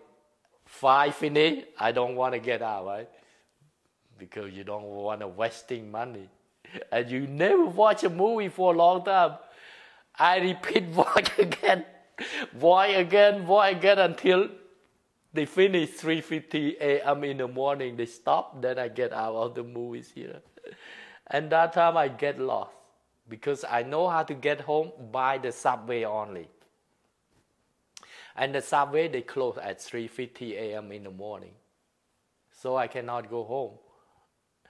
And I go to stay in the subway just like homeless, right? I sit there until 7 o'clock, they open, Sunday, they open like. Then all my friends say, are you crazy? You watch like repeat all the time? I say, yeah, why? You never watch a movie, right? That time they play a cowboy movie, that's my favorite in Cambodia, like, they call Ringo, a cowboy movie, and I watched 5 movies. Charlie Brown, is an actor or something like that. Time I remember Clint Eastwood, and I watch repeat until the movie. They say, okay, the show finished 3:50 a.m. in the morning. They stop to play, so I get out. And I have a lot of fun in Toronto, and it's not bad. Like, by experience, I think we never live in a big country like this, and we never live in Canada and Cambodia. You compare, is maybe one is here, Cambodia is here, like, right? I don't say anything like toilet, Cambodia, you go, you sit like this, right? You don't sit like in Canada like this and flush water like this, right? Cambodia, you go take shower, you take like this. Here you have to mix hot and cold water. So. How long does it take for you to get used to the Canadian culture? It's not that long. I adapt in after maybe 5 months. 5-6 months I adapted. But not all of them.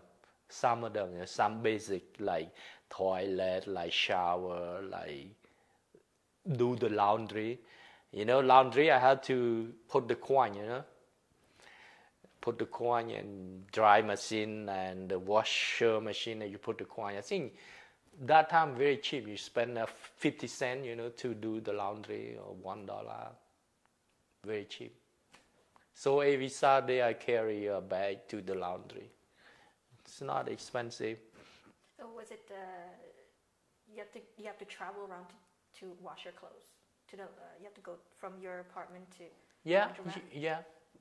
I have to go like not long distance. It's around 1 kilometer from my house. Yeah. You have to walk? Yeah. That time I walk and streetcar, right? I think I remember streetcar pass I buy the whole month. It cost me only $35. That's the streetcar pass. So I use the pass like subway pass. One pass you can use all, right? Streetcar, bus, subway, $35. And George Brown College, I start from level 1, right? They have 7, I think they have 7 levels, right? So we have to go through. And Toronto, they went to pick worm, you make money, pick worm, chapter lane, you know. No? Can you tell about it? Yeah, chapter lane. And the people there say, hey, you want to make some money? 500 won, they pay you $10 at night, right? So I say, okay, let's go. Then I finish school around 3 o'clock, so we go home. 5 o'clock, the truck, the minivan, the van come and pick me up. And I go to pick up the worm at night. Like, you know, pick up worm, you put one container here, dust, and container here is a worm. And you have to do like this the whole night, right? You have to do like that the whole night. Where did you have to pick the worms? To the countryside, like on the farm, you know. Yeah, they go to the farm. Yeah, to the farm. We pay nothing, they just pick for them. I think I remember it's the guy who drives the van, he's Cambodian too, but they pay us $10 when they sell. I don't know how much they make the money from us, right? Is it, do you consider that as your first job? Yeah, it's not my first job because they pay me cash, right? So it's just like extra money for me. And we go for fun too. And when when you go pick the whole night, right, in the morning, and then you go to school, I think I never learned anything at school, right, because you go like this all the time. You know, at night you go. But, you know, first time you go to pick up the worm, and you come back, you know, you feel stiff, everything. Even you go toilet, you cannot sit there because, you know, your muscle is stiff, right? You feel pain everywhere. Oh, it's not easy, I remember. But after 1 week, you get used to, right? And go there, you know, you can pick apple too, because the farm, they have apple, you know. Apple's not a real apple, you know, small like this. And you bring and you eat with salt and chili, you know, you balmate, you know, you eat. I like it. Yeah, it's fun because we have a lot of Cambodian. We play card on the van, you know, play card and. So how about your first job? Was it difficult? No, my first job I didn't know. They call after I finished the ESL, a second language. The manpower they show the caretaker. I say, wow, caretaker. I thought I take care of somebody, but it's wrong, misunderstood. Caretaker is a cleaner. I didn't know. I thought caretaker is you take care of somebody, you know. They said, you want that job? They pay me $450 an hour. I said, okay, I take it. Then they sent me to work. I remember right now, it's on Spadina and Queen. It's a big factory showing material, showing clothes, right? 3 floors. I'm a caretaker. I hold one hand broom and the other one the thing that collect the garbage. I walk up and down every day, 3 floors, right? And they call me, Pauline, toilet paper, 1st floor. I bring toilet 1st floor to the 1st floor. And then they say, Pauline, clean up, right? 2nd floor because some lady spoiled the lunch on the floor. I go and sweep it up. And I do clean up every day, like $350 or $4. They pay me $450. I think I get $160 a week after tax. How many hours a day that you? 8 hours. Yeah. And I walk 3 floors up and down, and I got called by the company too. They need toilet paper, the 1st floor. They need me to clean up, you know, pick up, because all the lady there, they showing machine, you know, they bring lunch and eat, you know, some of them, they spill milk on the floor of stuff, and they just call me, and then I clean up, I fill up the toilet paper in every washroom.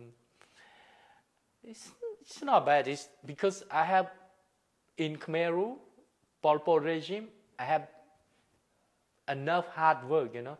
When I came to Canada, that work is not hard for me. It's easy. Because I never think it's hard. Because in Khmer, in Pol Pot regime, I work hard, I don't have food to eat. In here, I work like that. I come home, I have a lot of food to eat. And I don't know how to cook. I remember, I only buy chicken leg. Chicken leg, put in the oven to bake it, and then put soya sauce and spicy sauce together, sit in front of the TV, chicken leg, and eat. I never have a separate like plate or something like that. You cook in that pot, you bring that pot, you eat. Yeah. And that I stopped to live with her. With Bong Chom, I stopped. I rent another house. I think a 2-bedroom, $150 a week. And the owner of the house, Mr. Tony and John, they from Ukraine. They're Ukrainian. They refugee too before, but they came here like long time. And they asked me, say, where you from? I say, Cambodia. You refugee too? I say, yeah. Oh, don't worry. Me too. I'm refugee from Ukraine.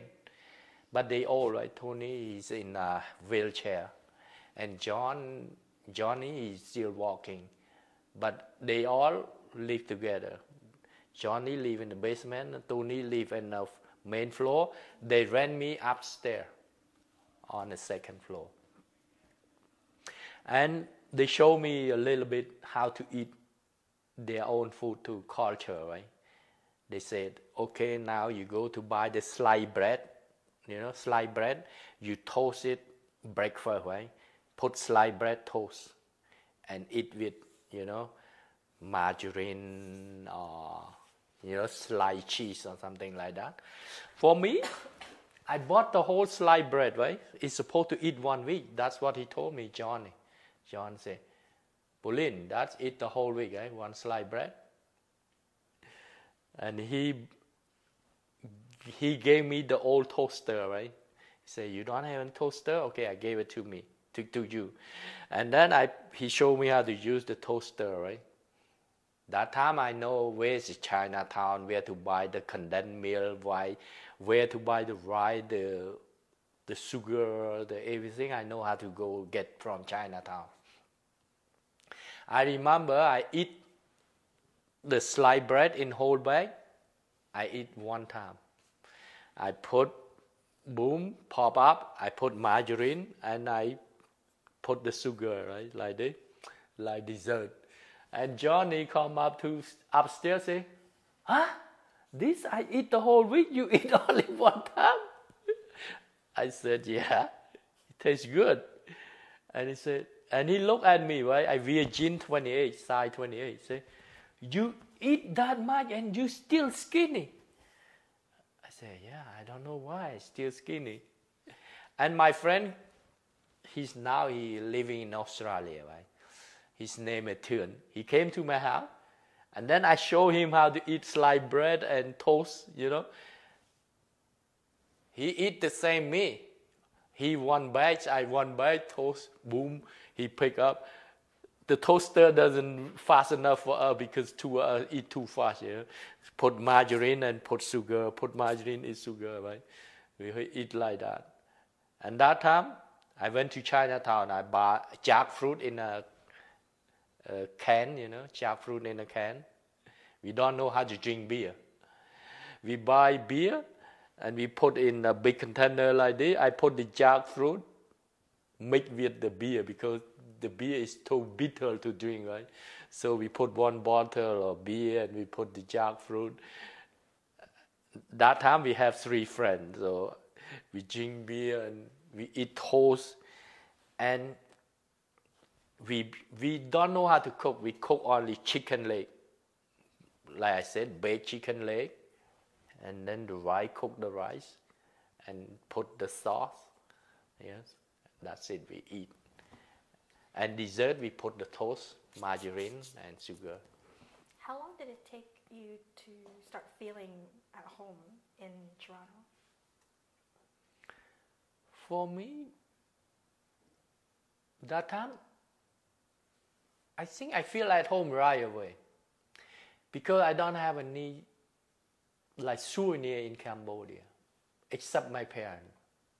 Because Cambodia gave me bad experience. Like, when I grow up, war, nothing to eat, you know.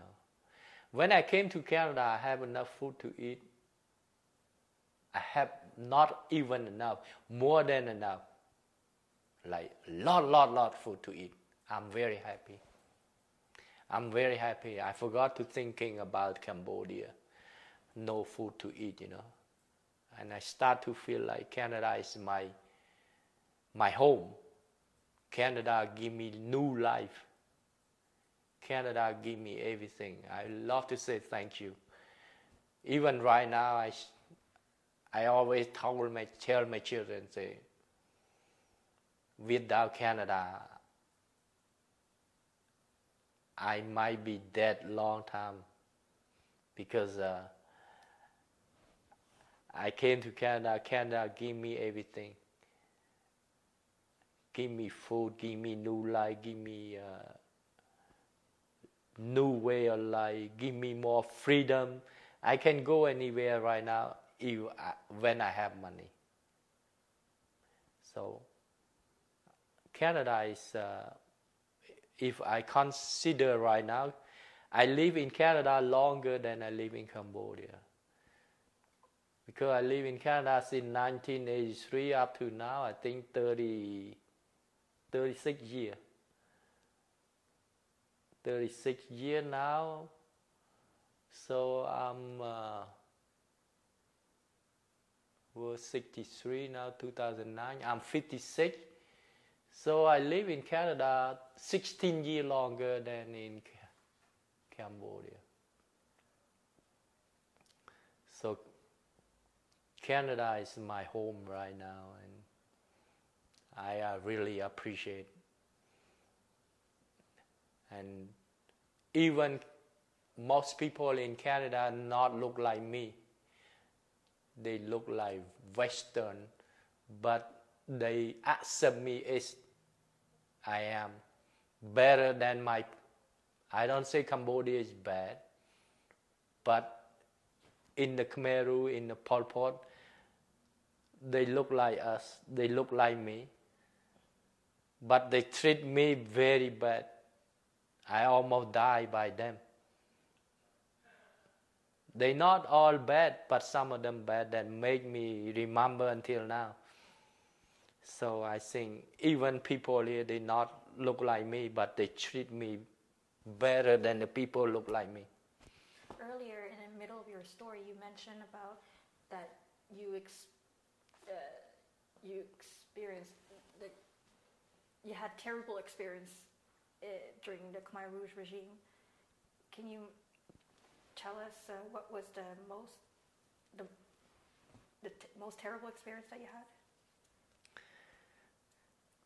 had? The more experience I have. The baddest one? Yeah. When my brother were killed in 1969, that's a terrible year, because I saw my mother every day. She went, you know, like she planted the cabbage, and she go every day. She cry every day. I saw her with my eyes. She cry every day for my brother, and I feel sad because my brother were killed because they want their property, and they just accuse my brother, say my brother is a CAI or an agent, like secret agent for Lon Nol, but in fact my brother is not. He's just a civilian. he was accused for nothing. Yeah, for nothing, because they want to kill him for, take his property, that's it. And my mother cry every day. But I saw that, and I have a experience there, and said, like people, like I said, they look like us, but they don't treat us like here. Here, people here, they don't look like me. They don't look like us, but they treat us like well, better than, I don't say that, but with my experience. And in Canada, you have more freedom. You can say anything you want. In Khmer, I cannot say anything I want. In Pol Pot, my mother always say, in Cambodia to me, say, you don't talk, ching chang mean dik chia. That means somebody, come and listen what you said. If you say something bad about them, they could come and get you. Did you ever get to visit Cambodia? Yeah, I went there. In 1990, I went there once. And then after, I went in 1993. And after, when I have children, I brought my children there. I went around, I forgot if I remember right, maybe 5-6 times to Cambodia. But right now, all my parents passed away, and still have 2 sisters in Cambodia. And 1 sister now live in Australia. 2 sisters live in United States. So now I never go back to Cambodia because my parents were passed away in I think my father were passed away in 2000 in Cambodia. My mother in 2008, not long ago. Did you ever want to revisit again, despite yes, that, yes. you lost most of your Yeah. members in there? Even I go to Cambodia, I don't have any friend. I don't have any friend. Even I have a friend, I didn't remember because, by that time I was around 11 years old. 11 up to now, I'm 56 years old. I can't remember any friend, but I still remember like where your childhood used to go to play. You play because I live close to they call Wat Dom Raisa temple, elephant, white elephant. So. Did you get to share your past experience with your children? Yeah, I told them every day. I said, try to study hard, try to be good citizen in Canada. I don't want your life like me. And you have a lot of opportunity in Canada, especially school. For me, my generation, I was born in the wrong time and the wrong country, so I don't have much education. I want you to go to school and complete your school. But he do so. He finished school as a software engineering in 23 years. Now he work. They pay him good, almost 70,000 a year. I'm so happy that he can support himself. He live by himself. He live with us, but he pay us. And I don't worry about him no more because he finished school now. He have work. I still have 1 daughter. She in college and she gonna finish soon. So me and my wife, I don't have problem right now because my 2 children they are good. They listen to me good. I told them my past experience, my bad experience, how I survived in the Khmer, how I went through before I come to Canada. And I said, you a diamond in this country. You open the refrigerator, you have everything. You want orange juice, you have orange juice. You want milk, you have milk. You want cereal, you have. You have chicken, you have pork, you have beef. You have anything in this country, right? My generation, if I want to eat something, I go try to steal, to find in the right field. Not like you open and everything there. You lucky one. If you don't do anything good in school, that's your problem. It's not, because you don't want. But they listen good. My son listen good. He's finished now. I'm so happy for him. Yeah. Since you came to Canada, did you get to learn some more skills, or did you get to study in a program? No, I don't learn anything, but I went to English as a second language. I complete. And I learned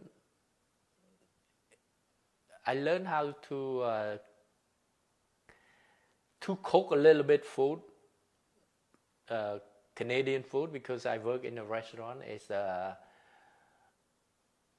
what they call dishwasher.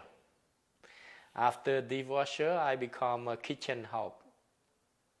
That in Toronto. I work in a, they call French restaurant, they call au bar manger. I don't know what does that mean, but I work there. That's have a lot of experience too.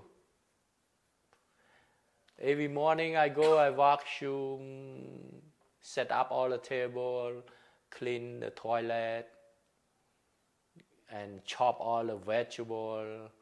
One thing is good in this country, when they make soup, they take the whole chicken, right? They boil the whole chicken. In that time, they don't take the chicken. They only take the chicken broth, like the water, and they throw the chicken in the garbage. And I always took the chicken home to eat with my friend. It's free, still tastes good. And we party every weekend because the chicken there, they make soup, they cook like 6 chicken. And first they put in the garbage. And then I say, you put in the garbage? There. I say, give it to me. And then my boss say, you want it? You sure? I say, yeah. From that time, every time they make soup, they say, Pauline, you take it home, okay? Okay, take it home. So I bring home, and then all my friends come, we have party, we eat chicken. What is your current occupation? Right now, I'm a bus driver. How long? I'm a school bus driver. I drive since 2006, I think. 2006, now 2019. And I have a lot of funny story too when I'm a bus driver, right? One time I told the children in the bus, I said, because children here, when I said, they kind of say, ooh, you eat that? No, you disgusting. I said, no, I'm not disgusting. Because I told them I eat snake. I eat rats. They say, because I never tell them my name Pauline, I say Paulie. They say, Paulie, you eat snake? You disgusting. I say, you don't know, huh? You eat to live or you want to die. Now you choose. Eat, you live. You don't eat, you die. I eat rat, I eat snake. I eat dog, I eat cat. The bus, the whole bus, the children, 48 children, they come, Paulie, you so disgusting, you so gross. I said, no, you got me wrong, okay? Now I tell you the whole story. In my country, in the Pol Pot, you eat to live, okay? If you don't eat, you die. Which one you take? Okay, now you you don't eat, you die. You eat, you live. You know, if I don't eat snake, rat, cat, or dog, see, now I'm here. Who gonna drive you to school and back from school? Paulie.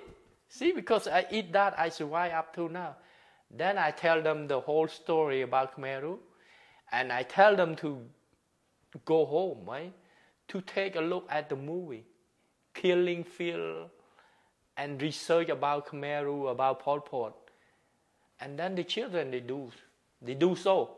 And they come and say, oh yeah, I know your story, Paulie, because you eat to survive. And they come and they tap my head and say, oh, poor Paulie. I say, you lucky one, eh? Yeah. You have a bus driver import from Cambodia. You know, you lucky. And all the parents, they know. I work with them in the English school. All the parents, they like me. Because the parents, I live in, I work with them, they call Nouvelle Saint Laurent. Those people, they rich, you know. Their house, they have 2 grass. They professional doctor, astronaut. Because their children tell me, say, my father work is in a astronaut. My mom, my father is a doctor or something. I have a lot of gifts Christmas time. They give me $300 or something like that. They say, Paulie, this is your gift, okay? My children like you. Even I speak English with an accent, but children, they like. They say, Paulie, I like your English. Your English speak with an accent, but I like it. Sometimes I said, why don't you take your dad's car, right? You know, in the winter, you wait for me half an hour, it's cold and stuff. He said, no, I like to take your bus. It's so fun in your bus. I said, oh, you tell me like this, you make my day, boy.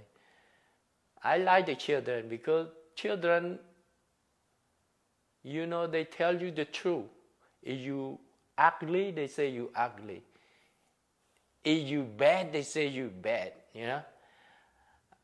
Like the children in my bus, they say to me, first they don't like me the first week. After the first week, they like me. They say, Paulie, I like you because you funny guy, you have a lot of story, you have, you know, you from a difficult country, you come to this country, and you take us home, and, you know, you always take care of us, you know. The end of the year school, I receive, you know, in my living room, red wine and white wine, the whole living room I receive from them. All the children, they give it to me. The parents, they come give me a card, appreciation, you know. Sometimes I feel good when I'm, you know, I'm a bus driver, but I feel good. Because for me, I take them like from 2006 now to 2019. I think some of the children that I took them to school and took them from school to home, I think some of them become something. Maybe a doctor, maybe a hockey player, because here they play hockey, they always say to me, say, Paulie, when I become a hockey in a national hockey league, you gonna see me in TV? I say, I don't know how you look like in the TV from now 10 years, because they small and they carry hockey stick. I say, hey, be careful with your hockey stick. Huh? You don't play hockey in the bus, okay? They say, Paulie, come on, I'm not gonna play in here. And I say, I hope one day you're gonna play for a hockey team, right? What team you wanna play or something like that? They say, I play with this team and this team. I say, and then they say, Paulie, can you remember me when I play in hockey, you know, in the national league? I say, how can I remember you? Now you just, you know, in grade 4 or 5, and from now, I'm not going to remember, you say. But some of the children, now they grow up. I walk in a shopping mall, they still remember me. Sometimes I don't even recognize them. They come and say, they tap on my shoulder, say, Paulie, you remember me? I look at them and say, who the hell is that? And they say, and then they start to say, okay, I'm in your bus, this school, and what year? I said, but you know, when you do a lot of school, right? You know, like you're a school bus driver, you have responsible like 48 children, one school, and every morning I pick up 2 schools, so I have 48 plus 48 children. Yeah. And afternoon, the same thing, I have to bring 48 2 times to the school. And the children 4.5 to 5, you know, after 1 minute on the bus, they slept. So I had to remember their stop, their parent, their nanny. When they got home, I had to say, Joshua, you home, boy. Your nanny is waiting for you. Because they reach, the parent go to work, afternoon, pick up their Filipino nanny. So I had to remember the nanny too, because I don't want to make a big mistake, right? This country, children is very important. So you a bus driver, you have big responsibility. But a lot of people, they don't know. They said bus driver don't have big responsibility. For me, I think bus driver, school bus driver, have a big responsibility. Because every corner I go, it's not like a city bus, you go straight, right? Me, I'm a big bus, I go every corner. Sometimes I have to make 3 turns before I can make a turn. I have to back up, go front, back up. But I'm very happy that I'm a school bus driver. And I'm lucky too. I just tell sometimes I tell a joke, right? Like with the children, I say, you see, I'm a bus driver. Even the small children on the street, right? They don't even go to school yet. When they saw the school bus, you know, they do like this. Yeah, children. I don't know why they know that maybe the school bus is different color, yellow color. And the children, small, even they not go to school, they saw the school bus, they are wave like that. Me, I always do that to them. Is there anything that we could learn from you, such as for the younger Canadians or younger generation? Can they learn something from you from your past experience? Yeah, I think every younger in Canada, you have the opportunity. Like you grow up here, you have a lot of opportunity, right? Try to go to school. Try to listen to your parents, you know. Parents never say bad, never give you the bad direction. Some children, when the parent push them to go to school, they kind of mad. You know, they kind of saying, parent give them pressure, you know. For me, when I work in Canada, I don't have any parent. Every Christmas, I cry.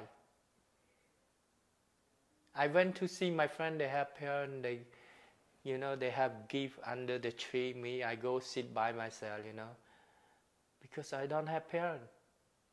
How did you spend your Christmas?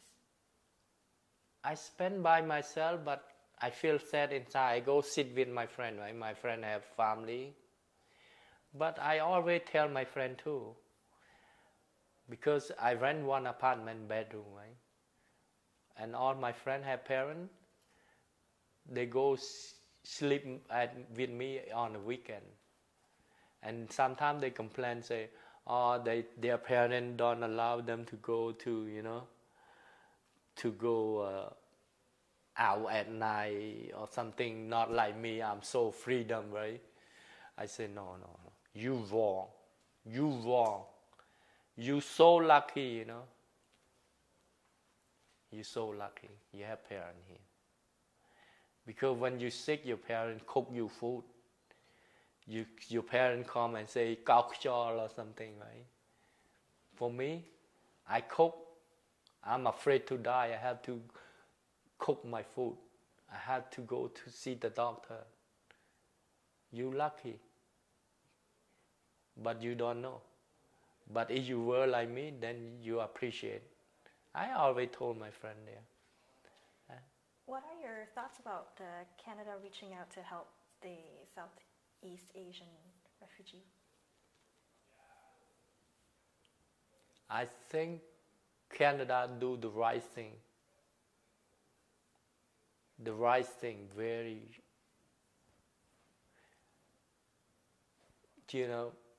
without Canada, for me, it's nothing in this life. So Canada do the right thing, go to reach. Because the refugee come to Canada, for us, we just try to live here, right? We build up Canada. Because right now I work, I pay tax, I pay everything, right? So we don't come here doing nothing. And Canada come, like bring us here. Now I have children, and my children, now he work. He pay tax, he pay everything, and then he build up Canada. So I think Canada do the right thing to bring a lot of people here, Even we from a different culture, right? But we live in harmony in Canada. I like Canada, a lot of food, You want Indian food, you want any food in this country you have. And we get along well, we live in harmony. So I think Canada do the right thing to bring us here.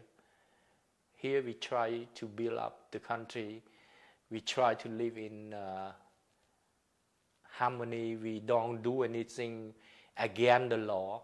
I teach my children, I say, you have to be like good, not do something against the law in Canada, And